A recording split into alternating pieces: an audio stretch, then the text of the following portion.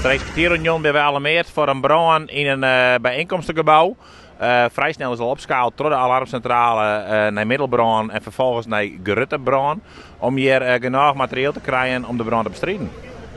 En hoe ligt het er tot nota? Nou, het is een grutpand. In het begin bij aankomst ben we wel binnenwest, hebben we een binnenaanval dienen en hebben we de brand van boeten bestreden.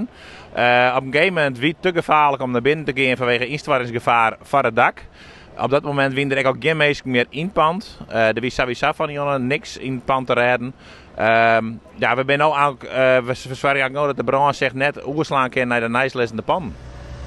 Ze zijn volop aan het blussen. Betekent het nog dat het baat? Ja, binnen baat het. Maar omdat het pand nog intact is, kunnen we net goed bij het vuur komen. Dus we kunnen eigenlijk nog net proberen om de brand te bestrijden. Dus eigenlijk wachten we op een opening of op een gat in het dak dat wij eigenlijk bij de brandhaard komen kennen om het vuur uit te maken. En wat voor bronwachten ben je al geweest? Want het is allemachtig hoeveel wat hier is. Ja, uiteindelijk is er opschaald naar zeer grote brand. Er zijn 2 heegwerkers te plaatsen.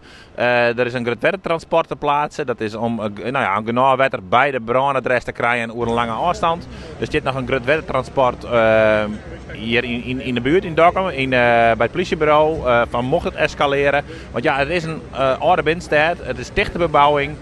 Dus ja, we weten eigenlijk nog net hoe het zich ontwikkelt.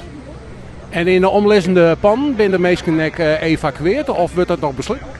Nee, de nijslessende pan ben inderdaad de meesten eruit hellen. Hoe vier dat gaat weet ik net, maar er zitten een proto meesten hier op stritten.